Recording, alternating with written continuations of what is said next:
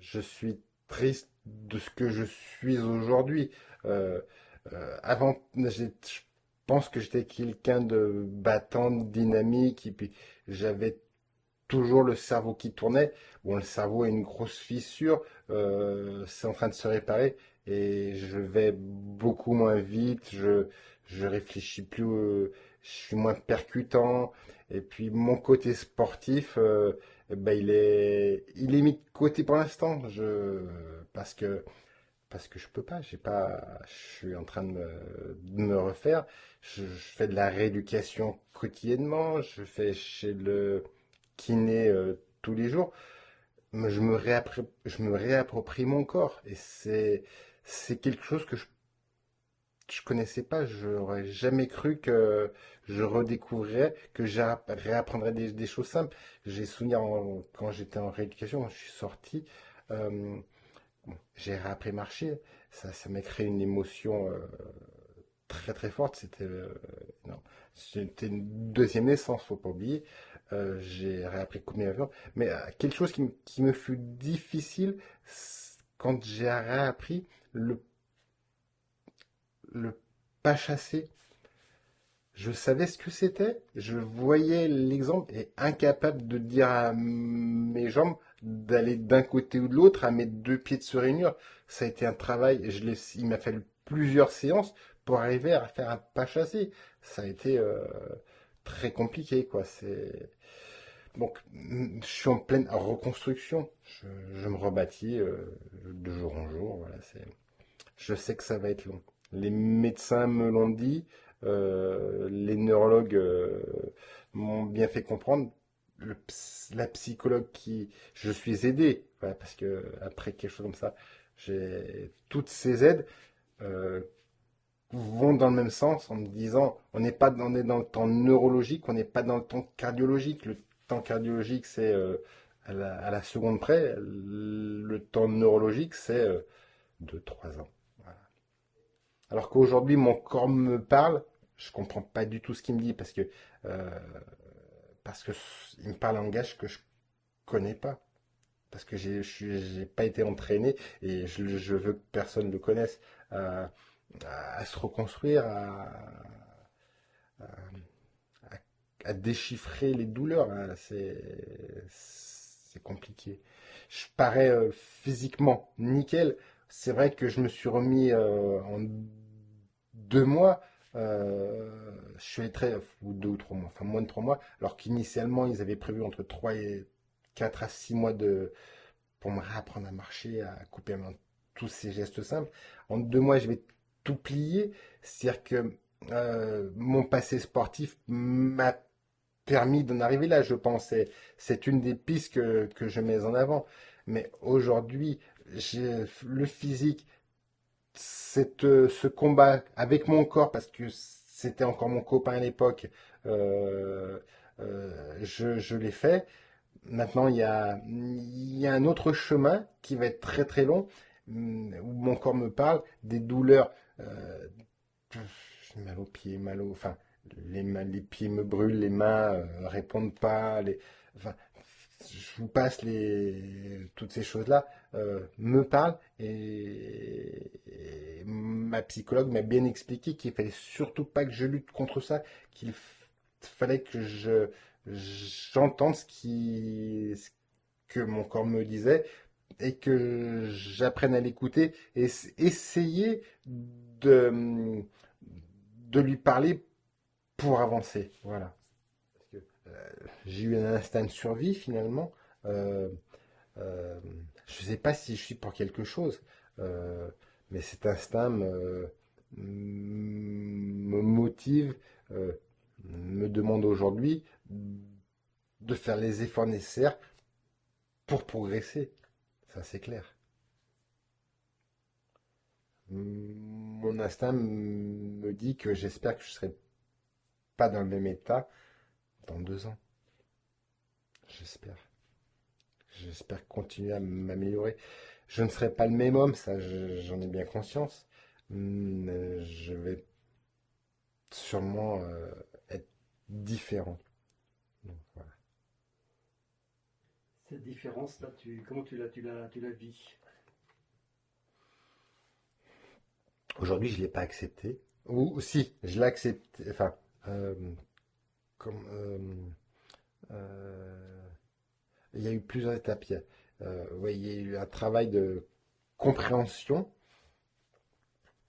et un travail d'acceptation. J'ai compris que j'allais pas être le même. Je crois que j'ai accepté tout récemment. Mais entre la compréhension et l'acceptation, c'est long. Et et puis après, ben, quand on accepte, je pense que le fait d'avoir accepté, je vais œuvrer pour essayer de devenir bon, bien. Enfin, euh, oui, voilà, je sais pas comment, je suis un peu à court de vocabulaire là-dessus, mais euh, une bonne image pour mes enfants. Voilà. Aujourd'hui, je suis pas bien dans mon corps, mais j'ai la force, j'ai l'envie d'être de nouveau bien. Voilà, mais la force, elle est là. C'est pas soulever 50, 150 kilos, c'est pas ça. Enfin, c'est plus ça. C'est cette force de dire, ouais, je vais y arriver, ouais, je vais le faire, oui, je vais me relever. Ça, c'est la force. La force mentale et morale, parce qu'il faut aussi garder un gros moral.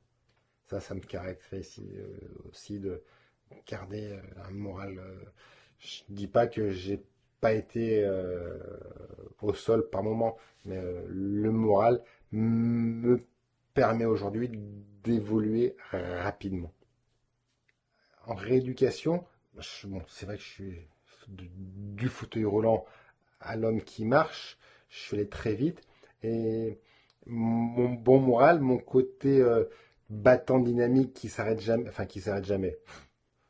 Enfin, je m'arrêtais, mais c'est-à-dire que je faisais beaucoup plus que les autres patients.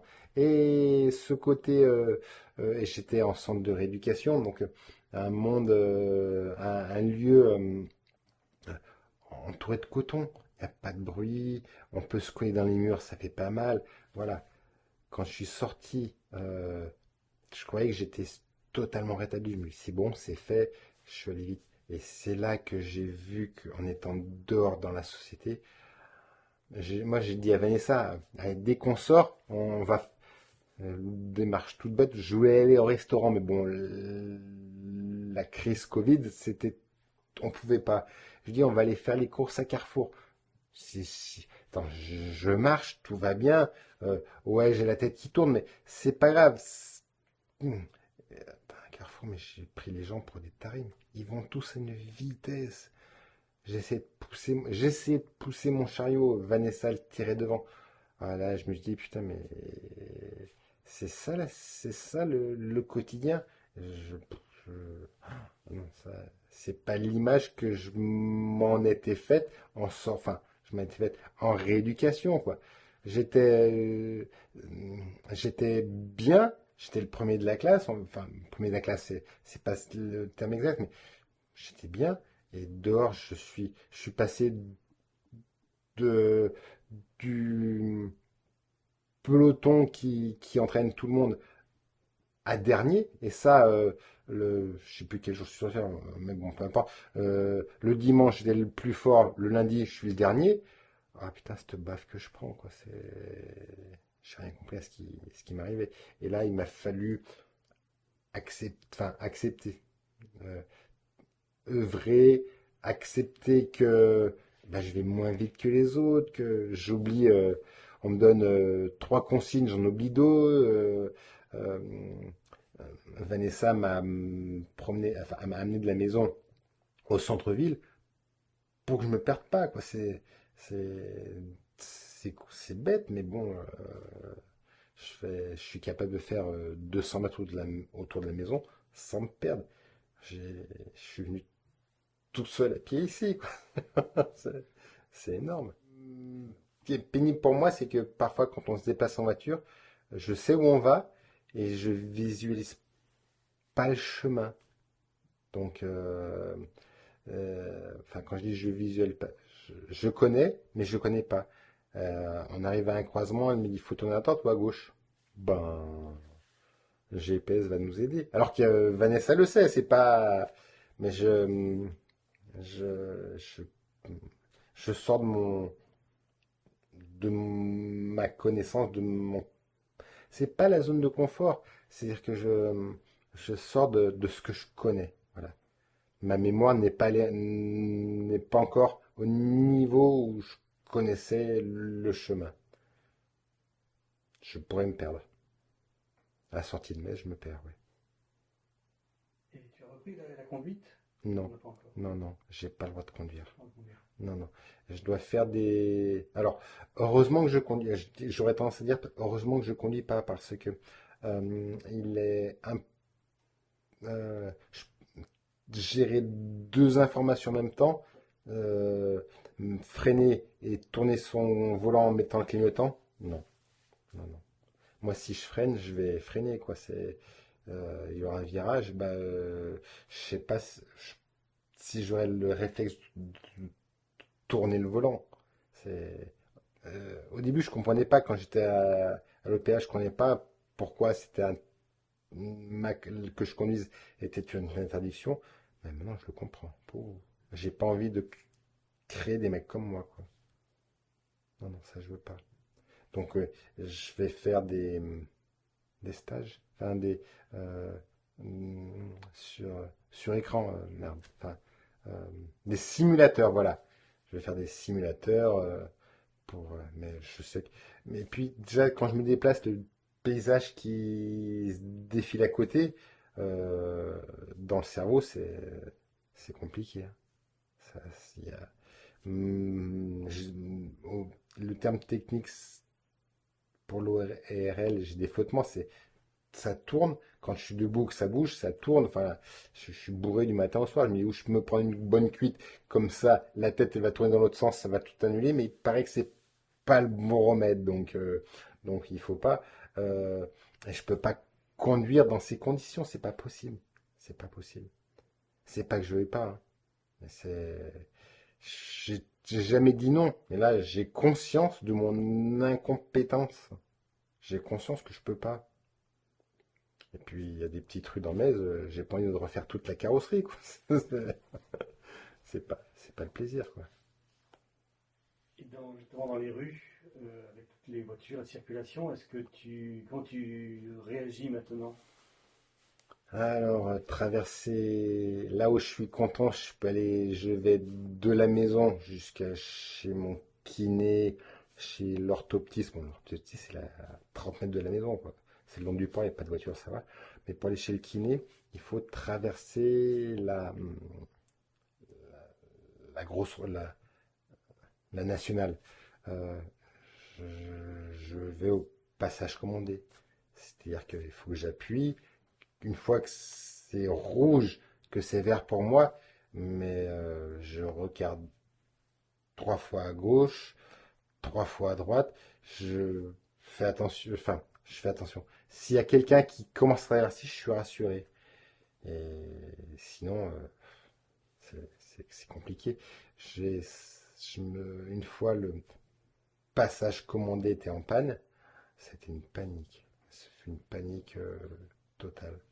Heureusement que quelqu'un est arrivé et voulait traverser. Il a traversé.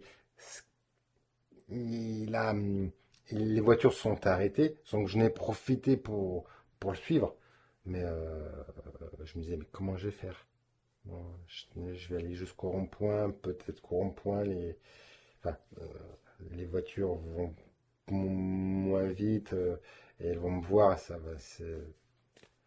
Ça s'améliore, ça s'améliore.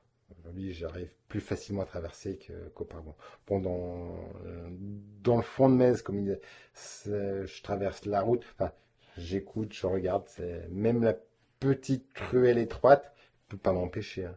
Je m'arrête, je regarde. Vu que mon champ visuel et que ma connexion entre mes yeux et mon cerveau, c'est pas acquis, Je vois, mais j'enregistre pas l'image, je regarde avec assurance qu'il n'y ait pas de voiture. Dans le fond de Metz, il n'y a pas beaucoup de voitures. Ma mémoire étant un peu du gruyère avec beaucoup de trous, ben, le moment de la vie qui est le plus impactant, c'est depuis le 19 août et l'accident. Parce que je ne sais pas encore ce qui va se passer demain. J'évolue, je change tous les jours. J'espère que je m'améliore par rapport.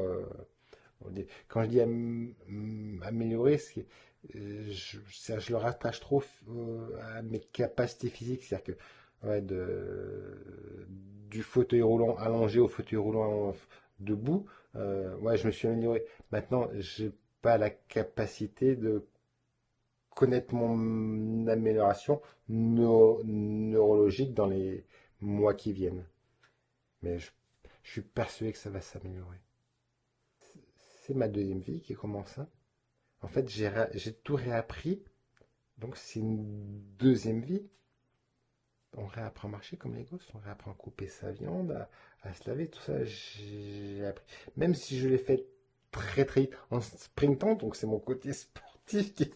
euh, j'ai tout appris, donc c'est ma deuxième vie. C'est vraiment un moment charnière, ouais. Charnière. Un effort, c'est pas que physique. Je m'en aperçois vraiment aujourd'hui. C'est un effort quotidien. Je sais pas si quand j'étais dans le coma, j'ai fait des efforts pour essayer. C'est pas moi qui ai fait les efforts, c'est le monde médical. Je fais juste une toute petite parenthèse. Je fais un petit clin d'œil à Bruno, qui est un ami médecin urgentiste, mais qui, dès qu'il a su ce qui m'est arrivé, il était en vacances en Espagne. Il téléphonait pour avoir mes nouvelles, il a fait le lien avec l'hôpital et avec Vanessa. Enfin, euh, c'est énorme. Donc, je ne sais pas si j'ai fait d'efforts proprement parler dans le coma pour rester. Les médecins ont fait des efforts pour me garder. Ils ont travaillé comme des fous. Après, les efforts, ça a été. Après, je parle d'efforts quand je suis sorti de l'hôpital, que je suis parti en éducation. Ouais, j'ai fait des efforts. Mais ça, c'est ce que je dis à la kiné au centre de rééducation. Mais tu sais, on vous demande, vous arrêtez pas. Mais vous avez pas mal. Je m'en fous. Je veux marcher. Je veux le pas chasser. J'arrêtais pas. Me dire, c'est bon pour aujourd'hui, on continue, on peut pas encore 5 minutes, je vais y arriver. Enfin, voilà quoi, ça, c'est des efforts que je peux quantifier. Aujourd'hui, je suis dans un effort invisible. Euh, ouais, et ça, c'est un gros effort parce que je ne connais pas. Un bon ami m'a dit, Eric, t'as pris l'ultra trail de ta vie là. C'est le seul truc, c'est que je connais ni le dénivelé, ni la complexité enfin, l'exigence du parcours, ni la longueur du parcours. Je sais pas où elle est la ligne d'arrivée. Et ça, c'est un effort monstrueux. C'est un effort sur moi-même. C'est un effort physique. C'est pas un effort physique, pardon. C'est un effort moral et mental. C'est tous les matins. Ouais, je me lève, j'ai l'impression que je vais me vautrer, quoi. Mes jambes sont fatiguées comme si j'avais fait 160 bornes. Ma tête, elle tourne comme c'est pas permis. Mes jambes, au bout d'un moment, viennent. La tête, ça se calme pas trop. Mais ça, pour moi, c'est un véritable effort. Je disais qu'avant, j'étais capable de faire des efforts, de le faire sur moi-même, mais là, c'est encore des crans au-dessus. C'est des efforts parce que je connais pas, je ne maîtrise pas. Et je connais pas la durée. Je peux rien quantifier. Je fais que subir. Et gérer ça, c'est. Mais je suis bien accompagné psychologiquement. Donc, parce que oui, une fois que je suis sorti, bien sûr qu'il y a kiné, il y a orthophonie, orthopsie, et la psychologie, à l'hôpital, le psy me dit, mais vous en aurez besoin dehors. Je dis, ah ouais, je m'en cache pas, ouais, ouais, tout à fait. C'est énorme. J'aurais- J'espère que je pourrais partager mon expérience comment on dit, euh, de convalescent avec les neurologues après, avec les médecins, voilà. Je pourrais là, mais j'ai pas de connaissances. J'ai pas, euh, certains experts ont bien sûr des connaissances et me disent que je sais, ils m'ont appris euh, que certains de mes réseaux de connexion étaient cassés, que ça se reformait. Oui, j'ai appris, euh, euh, mais que c'était très très long, très très lent. Donc ces connaissances-là ou ces expériences-là, je pourrais leur confirmer après, leur expliquer, leur parler de ce que j'ai ressenti, de ce que j'ai vécu, des difficultés qui se sont montrées face à moi. Mais les connaissances que je développe ou qui m'ont le plus, je sais pas aujourd'hui. Puis c'est pas les accumuler qui me, qui m'importe le plus, c'est de les transmettre. Alors justement, sur la transmission, qu'est-ce que tu pourrais dire de ta convalescence, de ton expérience, pour tous ceux qui n'ont pas forcément le mental que tu as, tous ceux qui sont aussi en situation compliquée, qui n'arrivent peut-être pas à avancer comme toi tu as avancé, qu'est-ce qu'on peut leur dire, qu'est-ce que tu peux leur dire?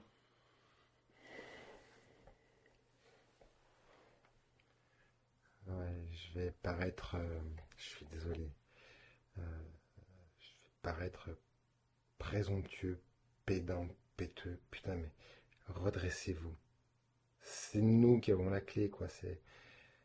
Ouais, j'en chie tous les matins, tous les jours. Depuis que je suis. Ouais, j'en chie. C'est dur, c'est difficile. Ouais, je souffre. Ouais, ouais, c'est dur. Putain, c'est mon- c'est quand même moi qui ai les clés. Je les ai pas trouvées, mais c'est moi qui ai les clés. Elles sont bien enfouies au fond de ma poche. Je les ai trop bien rangées, je sais pas, mais putain, on ne doit pas se laisser abattre. Mais c'est facile de dire ça, attention, parce que euh, je vais bien, ça fait sourire, mais j'ai la capacité de le dire, j'ai la capacité de réfléchir. Je ne parle peut-être pas de manière fluide mais parce que j'ai envie. Mais je crois que c'est mon tempérament. Enfin, euh, c'est- ne vous laissez pas abattre, ne vous laissez pas tirer vers le bas. C'est difficile, c'est compliqué, mais ce qui m'a fait plaisir, c'est quand j'étais en rééducation que je marchais et j'avais alors, deux connaissances. Bon, c'est pas des amis, deux connaissances et une personne qui avait eu un AVC et une autre personne qui avait eu, je sais plus le nom de ça, enfin un truc, une grosse merde, hein. Et la personne qui avait l'AVC qui avait eu l'AVC, pardon, était en fauteuil roulant. Et puis un jour, il me dit, ouais, on est rentrés ensemble, enfin, euh, en rééducation, je m'en souvenais pas. C'est sûr que je suis entre l'hôpital et ma soirée de rééducation, c'est flou, mais bon, peu importe. Et on est rentré, t'es rentré 2, 3 jours après, puis putain, tu marches et tout ça. Je dis, mais euh, bats-toi pour marcher. Euh, je dis, comme il l'avait dit, je sais plus qui à Jésus, ou Jésus avait dit à un apôtre, enfin je sais plus qui, lève-toi et marche. Les kinés, tu leur demandes si tu es en capacité d'en marcher. Je veux pas te donner faux espoirs, mais si tu es en capacité, force-toi, ça va faire mal. Mais 8 jours après, il marchait. Attention, quand je dis marcher, il était debout. Et entre les 8 jours, le moment où j'ai quitté le centre de réadaptation, euh, il marchait dans le couloir, proche du mur, il se tenait, la canne, parce que bien sûr, quand j'ai remarché, je n'ai pas remarché le jour au lendemain, ça a été canne, ça a été enfin, béquille, canne, le mur. Il était sur le chemin de. Et l'autre patient qui avait eu, je sais plus quoi, enfin, moelle épinière horrible. Euh, Même chose, il m'avait tout le même langage. Il dit, ouais, je t'ai vu passer en fauteuil, et puis maintenant tu marches. Et je lui dis, mais toi, tu as une capacité, c'est rédhibitoire, tu vas être toute ta vie en fauteuil. Enfin, non, les kinés, enfin les médecins Euh, j'ai tout le fonctionnel, enfin, ils savent qu'ils pouvaient remarcher. Et c'était un battant aussi, c'était quelqu'un de volontaire. Et la veille de mon départ, il m'a appelé, je suis allé le voir, il s'est levé du fauteuil. Ah, c'était. Il me dit, regarde. Ouais, il s'est levé. Alors, quand je dis, attends, c'est pas levé et marcher, hein. Il se lève, il s'est tenu debout.